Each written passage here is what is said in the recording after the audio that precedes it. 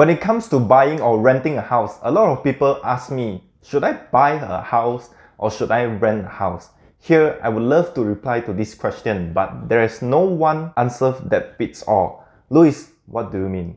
It means it all depends on your current situation and what you really want. Hi, my name is Louis, your financial educator.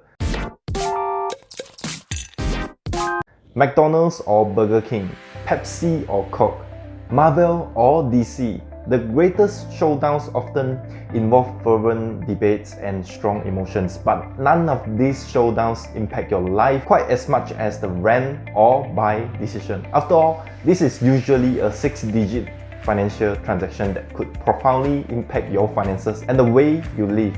If you find yourself mulling over whether it is better to buy or rent a home to live in, here's what you need to know before making a decision. First consideration, is it cheaper to rent or buy? You may think, if you can afford it, isn't buying the better choice? Isn't renting just throwing money away? When you pay your mortgage, you are putting money into an asset. When you rent, you are just giving money to your landlord. But it's not as simple as that. You also need to consider the opportunity cost of renting or buying. Think about all the money you spend on buying a home. Down payment, legal fees, mortgage payments, maintenance fees, etc.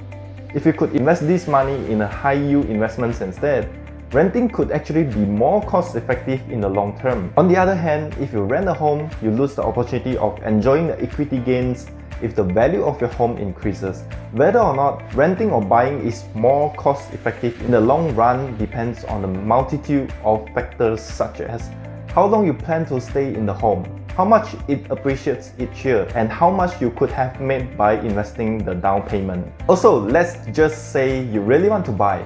Think of these factors.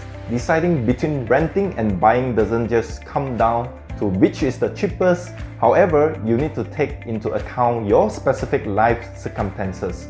Can you afford it? This seems like an obvious question, but home ownership comes with a lot of hidden costs. Besides the down payment, your upfront costs will include legal fees, stamp duty charges that can run up to the thousands. For example, upfront costs for a 500,000 ringgit Malaysia home will cost you around 70,000 plus rather than just 50,000 of a down payment. The additional costs are SPA legal fees, stamp duty, loan agreement, legal fees. That is also just bare minimum. You also need to buy furniture and do some renovation. That will easily cost another 10,000 to 50,000. It also depends on what you want to do with your house. Even if you can afford the upfront cost, make sure you will still have savings after buying the property. You don't want all your savings tied out to your home. This makes it hard to deal with emergency if they arise. You also need to consider if you can afford the monthly mortgage. Don't take on the home loan if it prevents you from meeting your other financial obligations, or if you may end up living paycheck to paycheck. The rule of thumb is that your mortgage shouldn't exceed 28% of your gross monthly income. Not only that, you have to ask yourself this question: is mobility important to you? If you value freedom and mobility, say you anticipate changing jobs far away or moving to a new area within the next few years, it could be more cost effective to rent. Otherwise, if you are buying a property, you may have to find a tenant or sell off your property. If you choose to sell your property, the selling price will have to cover all the upfront costs you have forked out when you bought the property, as well as any costs associated with selling, such as the real property gains tax. Unfortunately, if you sell your home so soon after you purchase, it may not have had time to grow in value, and this is a tough one. Like a car, most people can buy, but not everyone can maintain the car very well. So ask yourself, can you bear the costs and responsibilities of a homeowner?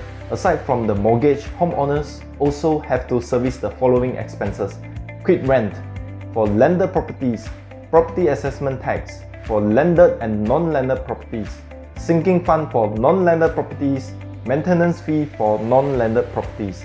Homeowners also have to deal with any maintenance or repair issues or pay someone to handle them. However, if you are renting, major repair works will be handled by your landlord. As mentioned before, you need to renovate your house. So, do you want to renovate or decorate your home? Want to install shelves, paint the walls, or expand your kitchen? It's too troublesome. If I'm the owner of the house, I might as well rent a unit to stay. So this is the good thing about being a renter. You won't need to worry about renovation and decoration. Most of the time, those things are taken care of by the property owners. You may possibly be able to put in extra decorations, but usually not renovation. However, you won't have a lot of freedom when it comes to making structural changes to your home. If home decoration or renovation is important to you and you want to build your own dream home, then buying is the way to go. Eventually, there's no one-size-fits-all solution. When it comes to buying or renting, it all comes down to individual factors. Consider your financial constraints, how long you will live there, your investment gains if you were to invest your down payment instead of buying a house, etc.